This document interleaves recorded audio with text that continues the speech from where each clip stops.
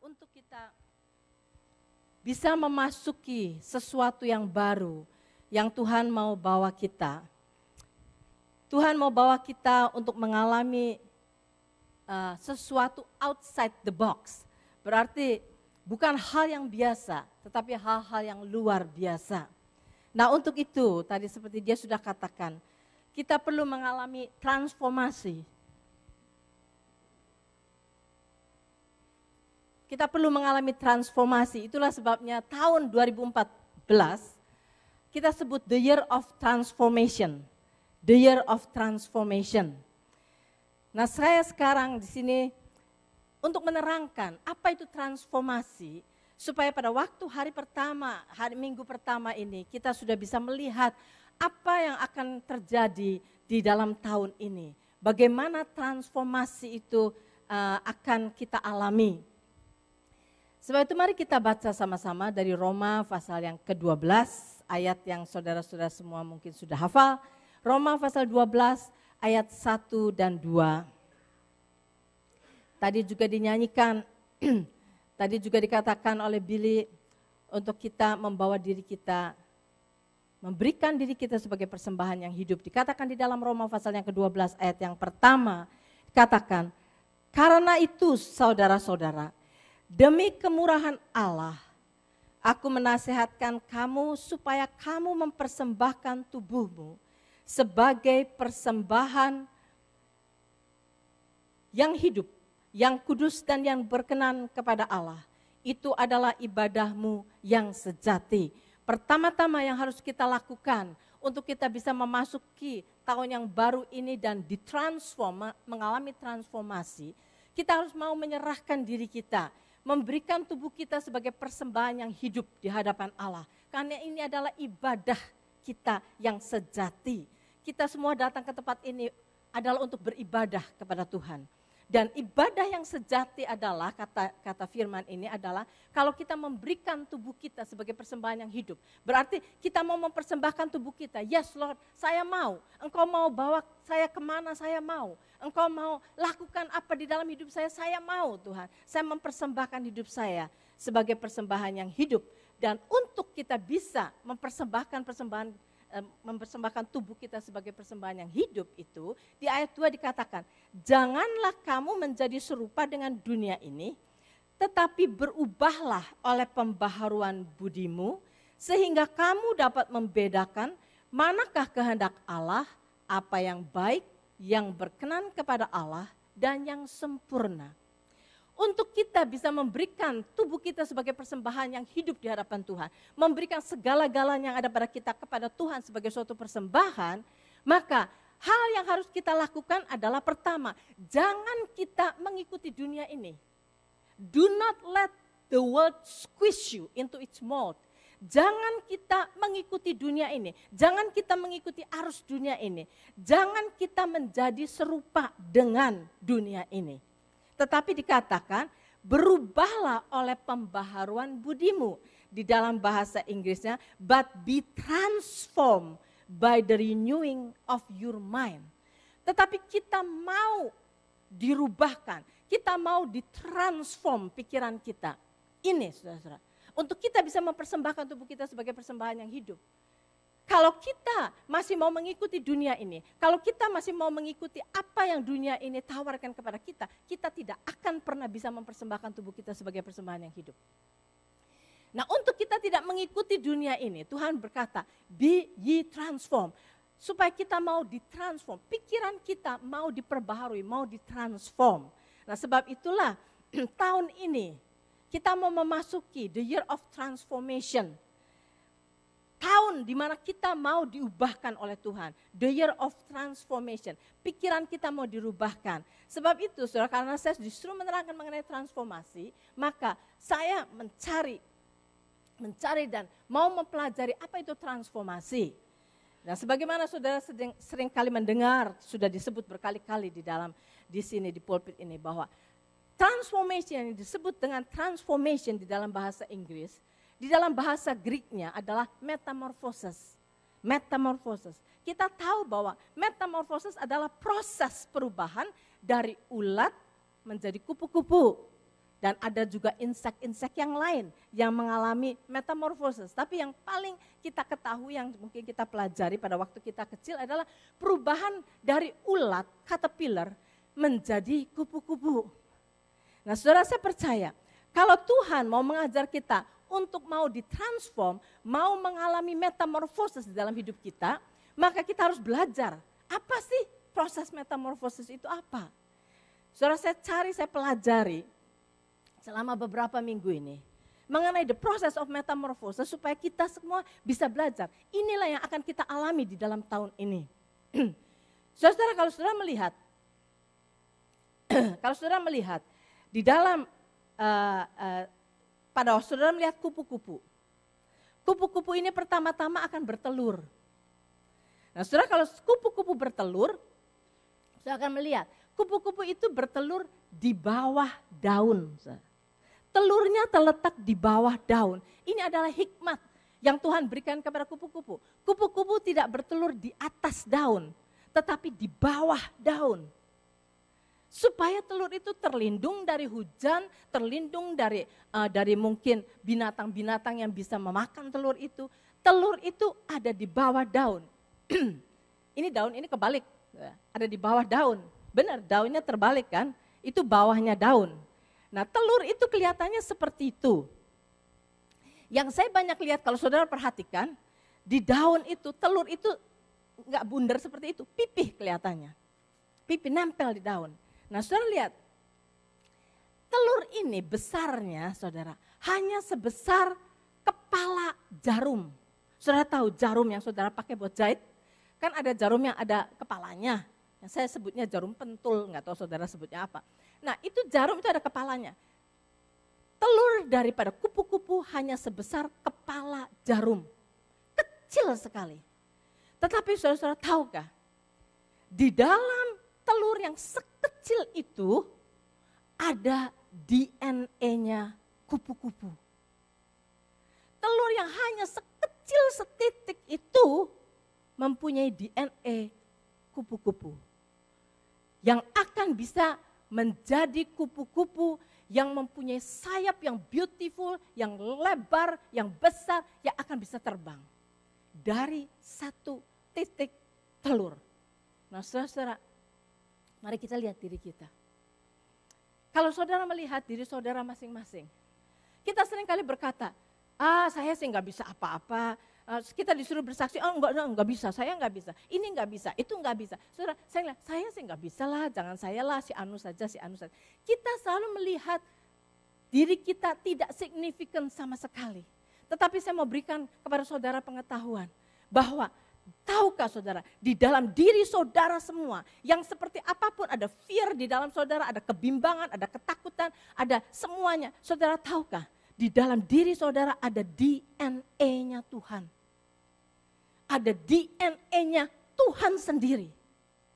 Mengapa saya bisa berkata begitu? Karena Tuhan berkata di dalam Kejadian pasal 1 ayat 26.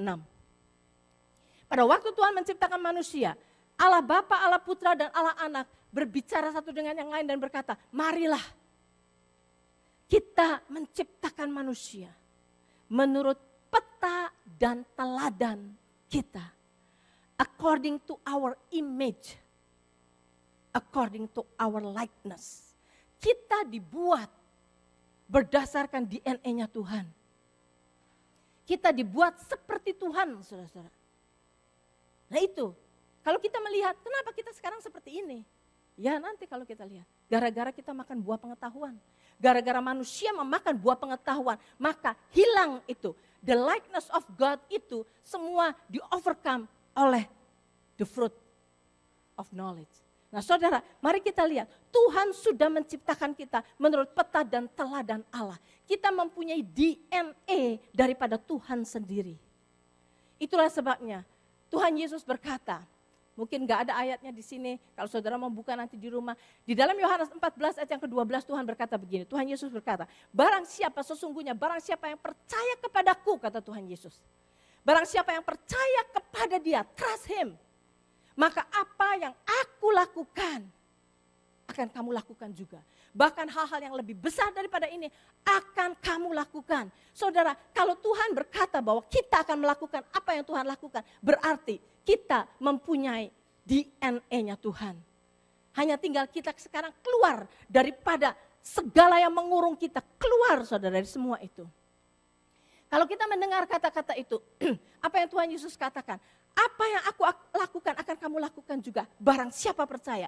Apa yang aku lakukan kata Tuhan Yesus akan kamu lakukan juga. Selama ini saudara, kalau saudara membaca ayat itu, apa yang saudara lakukan? Ya, shuffle it under the rug. Ini terlalu susah, terlalu impossible. It doesn't make sense. Apa sih yang Tuhan Yesus lakukan? Tuhan Yesus mencelikan mata yang buta, Tuhan Yesus membangkitkan orang mati, Tuhan Yesus menyembuhkan orang kusta, Tuhan Yesus melakukan semua. Tuhan Yesus menyetop angin, badai, itu yang Tuhan Yesus lakukan. Yang benar aja, kita akan melakukan seperti itu. Dan saudara, karena kita pikir itu tidak masuk akal. Tidak masuk akal. Maka kita put it, shuffle it under the rug. Saya nggak mau memikir soal yang gitu-gituan. Ada banyak orang Kristen tidak mau tahu mengenai hal itu. Karena itu terlalu susah. Nah saudara, saya mau bawa saudara semua. The reason kenapa kita berkata bahwa itu impossible. Sekali lagi, karena manusia telah memakan buah pohon pengetahuan. Buah yang Tuhan katakan jangan memakan, jangan menjamah, jangan makan buah itu. Jangan makan. Sebab pada saat engkau makannya engkau mati. Mati. Kamu tidak mempunyai DNA daripada Tuhan itu dibatasi oleh knowledge. Itulah sebabnya saudara-saudara, kalau saudara sekarang sebagai orang Kristen, saudara mau hidup hanya dibatasi oleh knowledge saudara, saudara tidak akan go nowhere. Saudara tidak akan sama, saudara akan tetap sama dengan orang dunia yang tidak kenal Tuhan. Karena hidup mereka pun dibatasi oleh knowledge mereka. Dan kalau kita semua mau otak-otakan, saya sering kali saking keselnya, manusia, orang Kristen banyak terlalu otak-otakan. Segala sesuatu yang tidak make sense, nggak mau lakukan. Saudara, percaya. Tuhan katakan, apa yang aku lakukan akan kamu lakukan juga. Kalau kita mau keluar out of the box, saudara, saya percaya, lakukan ini. Percaya, kita mesti keluar daripada pengaruh pohon pengetahuan. Kita harus breakthrough, harus mengadakan breakthrough dari semuanya itu. Nah, mari kita sekarang teruskan mengenai tadi, telur tadi. Nah, saudara, telur tadi ada di bawahnya daun. Kemudian akan menetas. Dan pada waktu caterpillar itu masih sangat kecil, mungkin sekecil semut. Caterpillar itu akan makan daun itu. Daun itu akan dimakan. Saudara, kehidupan caterpillar hanya makan. Yang dia lakukan hanya makan. Dia enggak lakukan yang lain-lain. Makan, makan, makan, makan, makan, makan. Sampai tubuhnya besar. Makan. Pekerjaannya cuma makan. Dan dari caterpillar yang sebesar semut tadi keluar dari telur. Sampai menjadi caterpillar yang sebesar ini. Hanya memakan beberapa minggu. Dalam beberapa minggu itu sudah menjadi satu caterpillar yang besar. Nah, saudara, kita talking about caterpillar. Apa hubungannya dengan kita? Saudara, tahukah di dalam firman Tuhan? Berapa kali disebut dalam firman Tuhan? Kita ini ulat. Kita ini ulat. Mazmur 22. Kalau saudara baca di Mazmur 22 seluruhnya, yang ditulis oleh Daud. Yes, itu adalah profesi mengenai Yesus nanti. Tetapi di dalam Mazmur 22 ayat 7, Daud berkata begini. Tetapi aku ini ulat dan bukan orang. Celah bagi manusia, dihina oleh orang banyak. Aku ini ulat. Kata Daud. Yesaya, pasal 41 ayat 14. Yesaya ini yang Tuhan berikan kepada Pastor Jo dan saya. Yesaya 41 ayat 8-20. Di dalam ayat 14-nya dikatakan begini. Tuhan berkata, janganlah takut, hai si cacing Yakub, hai si ulat Israel.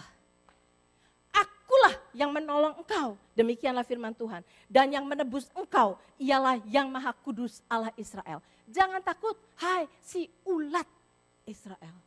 Hai si cacing Yakub. You know why, saudara-saudara? Kita ini disebut ulat, disebut cacing. Karena cacing itu tidak berdaya. Ulat itu cuma bisa merayap. Pada saat kita tidak berdaya, kita ini seperti ulat, kita ini seperti cacing. Tetapi Tuhan mau merubahkan kita. Kita tidak akan terus menjadi ulat. Kita akan menjadi kupu-kupu, akan mempunyai nature yang baru. Sebab itu Tuhan berkata, kamu cuma ulat, cuma seperti cacing, seperti ulat. Nah saudara, mari kita lihat. Tadi saudara, caterpillar. Ada gambarnya caterpillar, I hope. Ada gambar caterpillar. Caterpillar itu pada saat sudah waktunya, caterpillar itu akan turun dari pohon. Caterpillar itu akan mencari satu pohon yang ditentukan oleh Tuhan. Saudara, dia tidak bikin kekun di pohon itu. Dia akan cari pohon. Nah saudara, saya yang lalu selama 30 tahun, saya tinggal di Klansman, North York. Di depan rumah saya, seperti mungkin di depan rumah saudara semua, itu pemerintah naruh pohon. Di depan satu rumah ada satu pohon. Pohon yang bagus yang nanti berkembang pada waktu spring, keluar kembangnya, bunganya yang pink.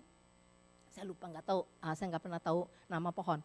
Nah, di situ di depan rumah saya ada pohon, di depan rumah sebelah ada pohon. Tetapi pohon yang di depan rumah sebelah itu dekat ke driveway saya situ. Pohon itu bagus. Saya tinggal di sana 30 tahun, saudara. Setiap tahun spring keluar bunga bagus. Sampai kira-kira 5 tahun yang lalu. Saya kaget. Itu pohon, saudara, tidak berbunga. Tetapi pohon itu penuh dengan ulat, caterpillar. Penuh dengan ulat dan caterpillarnya hitam. Penuh. Namanya penuh bukan ratusan, saudara. Ribuan. Di satu pohon itu ribuan caterpillar. Sampai dahan itu ditutup oleh caterpillar semuanya. Mengerikan. Saudara, saya ngelihat itu, saya jijik sekali sama caterpillar. Dan pada saatnya caterpillar ini harus membuat kepompong. Mereka turun dari pohon itu. Mereka turun sudah bisa mencari tempat untuk membuat kepompong. Tetapi karena di sekeliling situ tidak banyak pohon, gak ada pohon, maka itu merayap kemana-mana sampai ke rumah saya itu, brick luarnya, itu caterpillar semua. Mengerikan saudara, caterpillar semua. Mencari tempat untuk membuat kepompong. Sampai karena kita gak tahan melihat itu, akhirnya Pastor Joe dan tetangga sebelah itu membakar pohon itu, dibakar saudara. Gak tahu mau dimarahin sama pemerintah atau apa, karena kita ngerinya setengah mati ngelihat itu caterpillar semua, penuh caterpillar. Akhirnya dibakar, mereka berdua bakar itu semua. Karena caterpillar itu kemana-mana. Caterpillar itu turun dari pohon, mencari pohon. Nah saudara, caterpillar itu akan berjalan mencari pohon yang Tuhan sudah tetapkan buat dia untuk membuat kepompong. Setelah dia sampai kepada pohon itu, di situ dia membuat kepompong. Saudara-saudara, di dalam hidup kita, saudara, kita pun harus mencari pohon. Setelah kita makan firman Tuhan, saudara, makan firman Tuhan. Kemudian kita harus berjalan menuju ke pohon. Bukan any pohon, bukan sembarang pohon. But the tree of Calvary. Kita harus sampai kepada pohon itu, salib Kristus. Kita harus datang ke pohon itu. Sebagaimana caterpillar itu, pada pohon yang Tuhan sudah tetapkan, dia akan membuat kepompongnya. Dia buat kepompong. Dan orang berkata, saya dengar, sebelum saya menyelidiki semua ini, saya mendengar bahwa di dalam kepompong itu ulat itu mati, kata orang. Saya bilang, masa mati? Masa ulat itu mati kemudian hidup lagi gitu? Saya pikir, masa mati hidup lagi? I don't think so. Saudara, ternyata apa yang terjadi di dalam kepompong itu? Di dalam kepompong itu, saudara, yang terjadi adalah ulat itu mempunyai enzim. Enzim itulah yang akan digest seluruh ulat itu. Sehingga bentuk ulat itu kemudian dissolve oleh enzim itu. Sehingga menjadi seperti gel, Semuanya menjadi seperti gel. Bentuk ulat itu hilang, saudara. Menjadi gel. Kalau ada potretnya, ini adalah satu orang yang namanya Michael Cook. Dia bisa menemukan somehow, orang-orang gak ada yang tahu, tetapi dia menemukan satu kekun yang tidak selesai terbentuk. Kepompong itu tidak selesai terbentuk, tetapi ulat di dalamnya itu masih berproses. Proses sampai enzim itu membuat seluruh ulat itu menjadi gel, saudara. Menjadi gel. Dan dia bisa potret ini, memotret ini menjadi gel di dalamnya. Nah, yang orang-orang katakan mati itu bukan mati. Ternyata di dalam kekun itu terjadi suatu pembentukan di mana ulat itu tidak lagi bisa berfungsi sebagai ulat. Ulat itu, fungsi ulat itu dissolve, hilang sama sekali. Tidak bisa berfungsi lagi sebagai ulat. Saudara-saudara, this is yang harus kita terjadi pada diri kita. Kalau kita benar-benar mau dirubahkan oleh Tuhan, kalau kita benar-benar mau dirubahkan cara kita berpikir, kita mau mendobrak diri kita daripada pengaruh daripada the tree of knowledge di dalam diri kita, saudara. Kita harus mengadakan breakthrough. Saudara, di dalam kita harus datang to the cross, di mana di cross itu kita berkata, I die from self. Saya mati daripada keakuan saya. Saya mati daripada yang saya anggap kepintaran saya anggap knowledge saya anggap kebisaan saya anggap kekayaan saya anggap kedudukan saya. Saya mati dari semuanya itu. Dan kita mau ready untuk hanya dibentuk oleh Tuhan. Aku ini mati. Kita mau datang kepada Tuhan. Sehingga kita berkata, Tuhan, whatever yang Engkau mau lakukan di dalam hidup saya. Di dalam pelayanan saya, kalau saya dihina, kalau saya dicaci maki, kalau saya dianggap bodoh, kalau saya di-accuse, kalau saya dituduh, kalau saya apapun juga, Tuhan, I'll die for you. Saya mau mati buat Engkau. Apapun yang Engkau suruh saya lakukan, I will be faithful to you. Saya tidak akan meninggalkan Tuhan hanya karena hinaan orang, hanya karena rejection orang, hanya karena criticization orang, hanya karena saya kecewa, karena saya dikecewakan, karena saya dibeginikan. Saya tidak akan meninggalkan Engkau. Saya mau mati in the cross. Pada salib Kristus, saya mau mati bersama-sama dengan Kristus. Justru pada saat di dalam pelayanan kita, saudara merasa dihina, saudara merasa dikritik, saudara merasa tidak dianggap, saudara merasa dikecewakan, saudara pada saat itu. Katakan, Tuhan, saya bersyukur. Saya boleh mengambil bagian di dalam kesengsaraanmu. Saya boleh mengambil bagian di dalam kesengsaraanmu. Saudara, di dalam hidup kami sebagai hamba Tuhan, ada banyak sekali tantangan. Berapa kali sebagai manusia pasti mau quit. Tetapi pada saat-saat kecewa dan mau quit, Tuhan bertanya. Saya ingat satu kali Tuhan bertanya, berapa orang sih yang meninggalkan kamu? Berapa orang sih yang meninggalkan kamu? Kemudian Tuhan berkata, aku ditinggalkan oleh semuanya.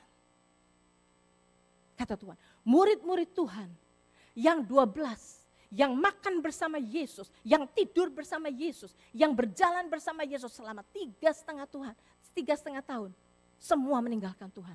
Hanya satu yang tidak, yaitu Yohanes. Semua meninggalkan Tuhan. Pada saat Tuhan berbicara kepada saya seperti itu, saya bilang, thank you Tuhan. Tuhan setia. Tuhan selalu setia. Tuhan selalu memberi kekuatan kepada kita. Saudara, kita semua harus berjalan to the tree. Kalau kita mau dirubahkan oleh Tuhan, kita mau berjalan kepada tree itu. Sehingga kami bisa berkata, kita bisa berkata, now Tuhan, bukan aku lagi yang hidup, tetapi Kristus yang hidup di dalamku. Seperti ulat ini, bukan ulat lagi yang hidup, bukan ulat lagi yang hidup. Ulat itu tidak bisa berfungsi lagi sebagai ulat. Ulat itu sudah dissolve menjadi gel, saudara. Menjadi gel. Dan setelah menjadi gel seperti itulah, baru terbentuk sayap di dalam gel itu. Barulah terjadi pembentukan antena di dalam gel itu. Barulah terjadi pembentukan kaki. Kaki ulat itu pendek, saudara. Tetapi kaki butterfly itu panjang. Baru terjadi, bentuk dari butterfly itu terjadi di dalam kematian daripada ulat itu. Pada saat ulat itu tidak bisa berfungsi lagi, baru the new nature itu terbentuk. Demikian juga di dalam hidup kita. Selama kita masih terlalu hidup, selama kita masih terlalu menyandarkan kepintaran kita, kehebatan kita, kedudukan kita, kekayaan kita, whatever yang kita punya. Selama kita masih bersandar seperti itu, kita tidak akan bisa dirubahkan oleh Tuhan. Tidak akan bisa dirubahkan. Dan untuk merubahkan itu, saudara, Tuhan selalu melewatkan kita kepada penderitaan, melewatkan kita kepada hal-hal yang kita tidak expect. Dan kita bilang, oh lo kok begini. Tuhan bilang, that is a process. Proses untuk kamu dibentuk. Dan saudara, kita harus mau dibentuk. Kalau kita di dalam tahun ini tidak mau dibentuk, kalau kita terlalu sensitif, orang mengecewakan kita, get out dari pelayanan, orang menyakiti kita, keluar dari gereja. Kalau kita terus begitu, dimanapun kita, kapanpun kita tidak akan pernah terbentuk. Kita tidak akan pernah mengalami transformasi. Mengapa ulat itu harus tinggal di dalam kepompong? Terus sampai menjadi butterfly. Gak enak, saudara, di dalam kepompong itu gak enak. Gak enak, mati, gak bisa berfungsi lagi, gak enak. Dan kita semua harus melewati proses itu untuk kita mau dibentuk oleh Tuhan. Untuk kita mau dibentuk oleh Tuhan. Nah setelah itu, saudara, setelah terjadi pembentukan di dalam kekun itu, bentuk daripada tubuh butterfly itu sudah terbentuk semuanya. Baru butterfly itu akan keluar daripada kekun itu. Pada waktu butterfly itu keluar, struggling. Tapi setelah keluar dari kekun ini, saudara, butterfly itu belum bisa terbang. Enggak bisa terbang. Karena apa? Belum ada darah daripada sayapnya. Sayapnya masih menjadi satu dengan tubuhnya, melekat pada tubuhnya. Dan pada saat itu butterfly itu harus tarik napas panjang.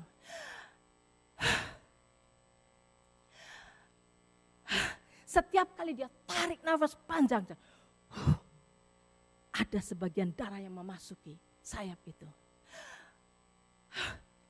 Ada sebagian darah yang masuk itu.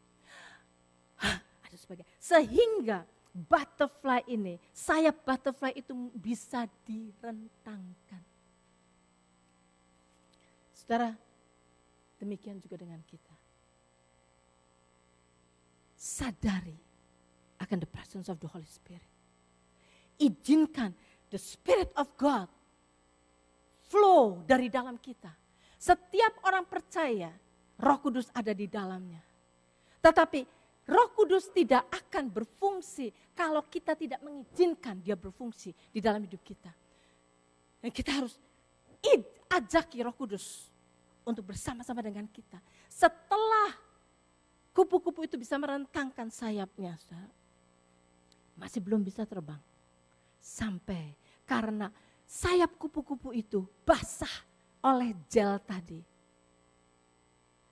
Tapi sudah terentang. Kemudian panas matahari, sinar matahari mengeringkan sayap kupu-kupu itu. Sehingga kering dari liquid yang basah itu. Setelah semuanya kering baru kupu-kupu itu bisa terbang. Saudara, proses dari transformasi kita harus alami. Mengalami kematian, kita harus alami. Kalau saudara sekarang sedang mengalami penderitaan, mengalami pembentukan dari Tuhan, bersyukurlah.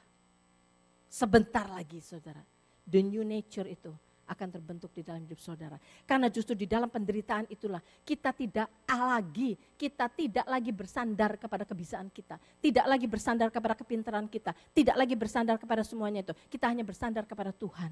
Di dalam keadaan yang paling tidak enak di dalam hidup kita. That is the time di mana kita tidak lagi bersandar kepada kebisaan kita, tapi bersandar kepada Tuhan. Dan pada saat itu Tuhan akan tolong kita. Dan saudara-saudara, butterfly itu mempunyai nature yang berbeda dengan caterpillar. Tuhan berkata kepada Yakub, hai si cacing Yakub, hai si ulat Israel. Tuhan berkata kepada Daud juga berkata, aku ini ulat. Ya, pada saat kita bertindak sebagai manusia, kita ini ulat. Tetapi kita mau ditransform pada tahun ini. supaya kita bisa menjadi new nature, menjadi butterfly. Saudara tahu, butterfly itu setelah ulat itu menjadi butterfly. Saudara tahu butterfly itu hidupnya berapa lama? Saya pikir butterfly hidup 2 tahun atau berapa gitu ya. Kalau anjing kan berapa, anjing kan nggak sampai setua manusia. Mungkin butterfly 2 tahun. Saudara, butterfly hidupnya hanya 2 minggu. 2 minggu. Dan apa selama 2 minggu itu? Apa yang butterfly harus lakukan? Reproduction. To reproduce dirinya. Reproduction. Reproduction untuk bertelur lagi supaya menciptakan butterfly lagi. Butterfly juga membantu production, pembuahan pada tanaman. Memindahkan putik kepada benang sari dan sebagainya untuk menjadi pembuahan. Semuanya adalah production, reproduction. Saudara, Tuhan mau supaya kita diubahkan menjadi butterfly. Melewati suatu transformasi di dalam hidup kita. Bukannya berarti bahwa kita hanya kemudian hidup 2 minggu, bukan saudara.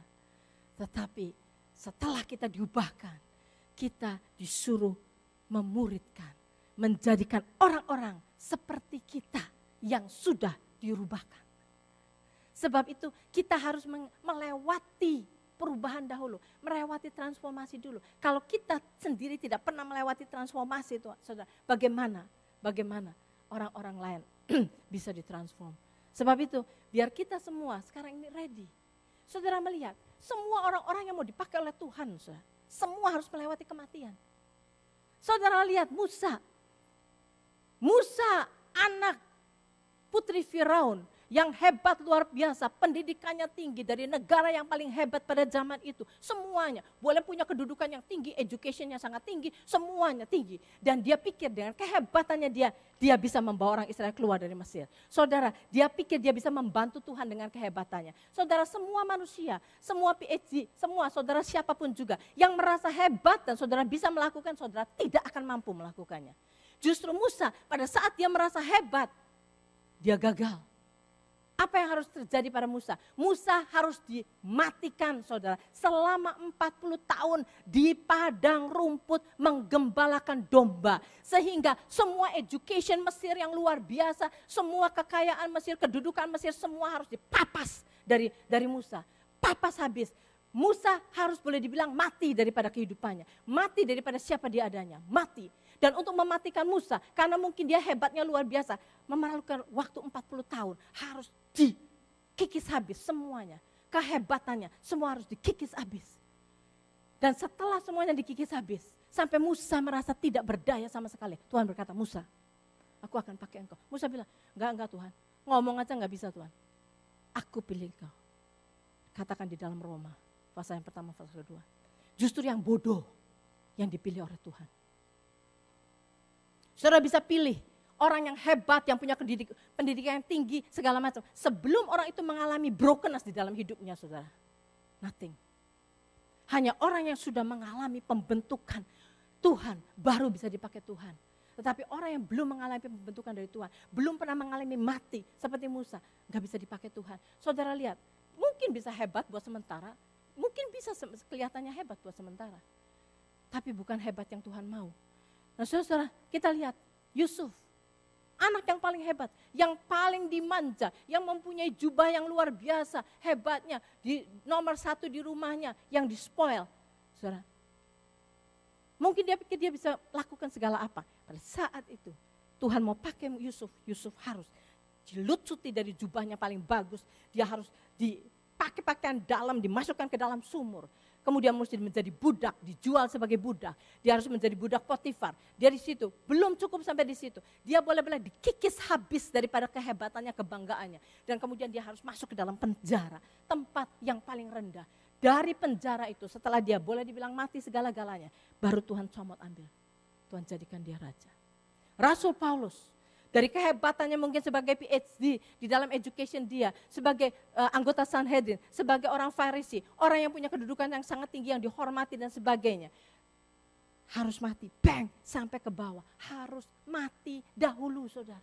Harus dimatikan dari semua kehebatan yang dia anggap hebat. Dia harus dimatikan dari semuanya dahulu. Sampai baru Tuhan bisa pakai dia luar biasa. Semua orang. Sebab itu, kalau kita bukan punya kedudukan yang tinggi-tinggi sekali, bersyukurlah. Kita nggak usah sampai bang, sampai jatuh ke bawah. Nggak usah. Tetapi saya percaya kita akan Tuhan bentuk. Semua dari kita mau Tuhan bentuk. Dan saudara, untuk kita melewati, menjalani tahun ini. Untuk supaya apa yang Tuhan katakan, apa yang aku lakukan, kata Tuhan Yesus akan kamu lakukan juga. Bisa terjadi pada gereja ini. Melalui saudara-saudara semua. Saudara berkata, yes Lord, saya mau. Saya percaya. Saya mau rubahkan. Semua influence daripada buah pengetahuan di dalam hidup saya mau dobrak semuanya.